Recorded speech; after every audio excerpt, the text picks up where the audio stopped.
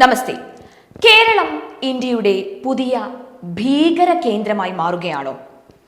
ആണ് എന്ന് തന്നെ പറയേണ്ടി വരും. അതും കേരളം തീവ്രവാദത്തിന്റെ ഒരു നഴ്സറി ഒന്നുമല്ല, യൂണിവേഴ്സിറ്റിയാണ് എന്ന് തന്നെ പറയുന്ന സംഭവ വികാസങ്ങൾക്കാണ് കേരളം സാക്ഷ്യം വഹിച്ചുകൊണ്ടിരിക്കുന്നത്. 2008 അരങ്ങേറിയ അഹമ്മദാബാദ് സ്ഫോടന കേസിലെ വിചാരണ അവസാനിച്ചത് 2021 സെപ്റ്റംബറിൽ. സ്ഫോടന കേസിലെ വധശിക്ഷയ്ക്ക് വിധിക്കപ്പെട്ട ഷാദുലിയും ഷിബിലിയും കോട്ടയത്തെ ഈരാറ്റുപേട്ടയിൽ നിന്നുമുള്ള സഹോദരങ്ങൾ. മറ്റൊരു പ്രതി ഷറഫുദ്ദീൻ കൊണ്ടോട്ടി സ്വദേശി. 2020 കാബൂളിലെ സിഖ് ഗുരുദ്വാരയിൽ 26 പേരുടെ മരണത്തിനിടയാക്കിയ ചാവേർ സ്ഫോടനത്തിന് നേതൃത്വം നൽകിയത് കാസർഗോഡ് പടന്ന സ്വദേശിയായ മുഹമ്മദ് സജീദ്. 2021 മെയ് മാസത്തിൽ NIA ഡൽഹിയിൽ വച്ച് അറസ്റ്റ് ചെയ്തത് 2 മലയാളി ഭീകരന്മാരെ. കോയമ്പത്തൂർ സ്ഫോടന കേസിൽ വിചാരണ തടവിൽ കഴിയുന്ന മദനിയുടെ സ്ഥലം കേരളത്തിലെ കൊല്ലം ജില്ലയിലെ ശാസ്താംകോട്ടയിൽ. ഇന്ത്യൻ മുജാഹിദീൻ തീവ്രവാദി അലിയാസ് വാഖാസ് ഒളിച്ചു താമസിച്ചത് കേരളത്തിലെ മൂന്നാറിൽ. ഇസ്ലാമിക് സ്റ്റേറ്റ് റിക്രൂട്ട്മെന്റ് വിഷയത്തിൽ സുബ്ഹാനി അടക്കം 3 പേരെ അറസ്റ്റ് ചെയ്തത് കേരളത്തിലെ കണ്ണൂരിലെ കനകമലയിൽ നിന്ന്.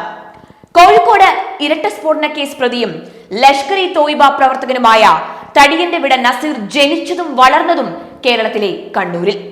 ബാംഗ്ലൂർ സ്ഫോടന കേസ് പ്രതിയായ ഷഹനാസിനെ അറസ്റ്റ് ചെയ്തത് കേരളത്തിലെ എറണാകുളത്തു നിന്ന്. ശ്രീലങ്ക സ്ഫോടനവുമായി ബന്ധപ്പെട്ട് NIA ആദ്യം ചോദ്യം ചെയ്തത് കേരളത്തിലെ കാസർഗോഡ് നിന്നുള്ള 2 പേരെയാണ്.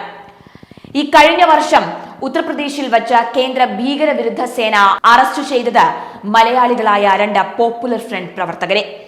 ഇന്ത്യയിൽ നിന്ന് ഏറ്റവും കൂടുതൽ ആളുകളെ ഇസ്ലാമിക് സ്റ്റേറ്റിലേക്ക് റിക്രൂട്ട് ചെയ്യപ്പെട്ടത് കേരളത്തിൽ നിന്നുമാണ്. തീവ്രവാദത്തിനായി സിറിയയിലേക്ക് പോകാനായി ലവ് ജിഹാദിൽപ്പെട്ട ഏറ്റവും കൂടുതൽ യുവതികൾ മതം മാറിയതും നമ്മുടെ മതേതര കേരളത്തിൽ നിന്നുമാണ്. കേരളത്തിൽ ഇസ്ലാമിക് സ്റ്റേറ്റ് സ്ലീപ്പിംഗ് സെല്ലുകൾ ഉണ്ട് എന്ന് റിപ്പോർട്ട് ചെയ്തത് ഐക്യരാഷ്ട്ര സംഘടനയാണ്. കാശ്മീരിൽ മാത്രം കണ്ടിട്ടുള്ള മതത്തിന്റെ പേരിലുള്ള കലാപം പിന്നീട് കണ്ടത് കേരളത്തിലെ മലപ്പുറത്താണ് എന്നോർക്കണം. വിഘടനവാദം ആകെയുണ്ടായിരുന്നത് കാശ്മീരിൽ മാത്രമാണ് എങ്കിൽ ഇന്നത് കേരളത്തിലെ മലപ്പുറം, കണ്ണൂർ, കോഴിക്കോട് എന്നീ ജില്ലകളിലും എത്തി നിൽക്കുകയാണ്.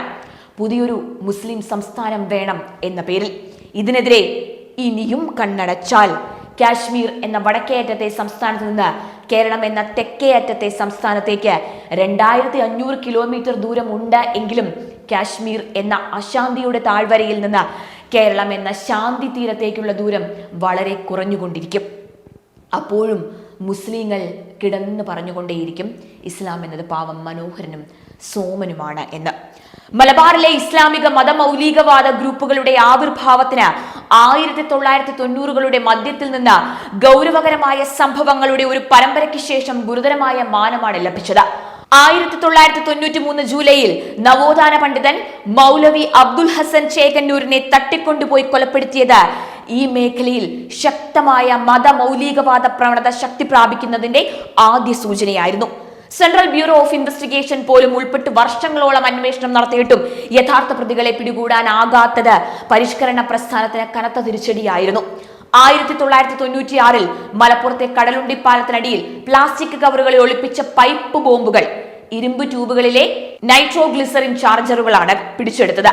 ഈ മേഖലയിലെ തീവ്രവാദ ഗ്രൂപ്പുകൾക്കിടയിൽ തീവ്രവാദ ഗ്രൂപ്പുകൾ വേരുറയ്ക്കാനും പാകിസ്ഥാനിലെ ISIയുടെ നുഴഞ്ഞുകയറ്റ സാധ്യതയെക്കുറിച്ചുമുള്ള ഭയം ഇവിടെ ഊട്ടിയുറപ്പിക്കുകയാണ് ചെയ്തത്. കൂടാതെ 2 തമിഴ്നാട് ബോംബ് സ്ഫോടന കേസ് പ്രതികളായ ഇമാം അലിയും ഹൈദരാലിയും ചോദ്യം ചെയ്യലിൽ തങ്ങളുടെ മലപ്പുറം സന്ദർശനത്തെക്കുറിച്ചും ഇക്കാലയളവിൽ സ്ഫോടക വസ്തുക്കൾ കൈകാര്യം ചെയ്യാൻ ആളുകളെ പരിശീലിപ്പിച്ചതിനെ കുറിച്ചും വെളിപ്പെടുത്തിയതായി റിപ്പോർട്ടുകൾ അന്നേ വന്നിരുന്നു. അബ്ദുൽ നാസർ മദനിയെ തടവിലാക്കിയതിന് പ്രതികാരമായി കോഴിക്കോട് നടന്ന ഇടയ്ക്കിടെയുള്ള ചെറിയ സ്ഫോടനങ്ങൾ, സംസ്ഥാനത്തുടനീളം ആയുധങ്ങൾ പിടിച്ചെടുക്കൽ, തമിഴ്നാട് ട്രാൻസ്പോർട്ട് ബസ്സുകൾ എന്ന് സംശയിക്കുന്ന ISS PDP പ്രവർത്തകർ കത്തിച്ചത് ഉൾപ്പെടെയുള്ള മതമൗലികവാദ ആക്രമണങ്ങളുടെ സമീപകാല കുതിപ്പുകളെല്ലാം ഇതിനെ സൂചിപ്പിക്കുന്നതാണ്. സേലം ജയിൽ കേരളം തീവ്രവാദി ഫ്ലാഷ് പോയിന്റായി മാറുന്നതിലേക്കാണ് വിരൽ ചൂണ്ടുന്ന അശുഭകരമായ പ്രവർത്തനങ്ങളാണ് നാം കണ്ടത്. ഇതെല്ലാം സൂചിപ്പിക്കുന്നത് കേരളം എന്ന തീവ്രവാദ ഹബ്ബിലേക്കുള്ള വിരലുകൾ തന്നെയാണ്.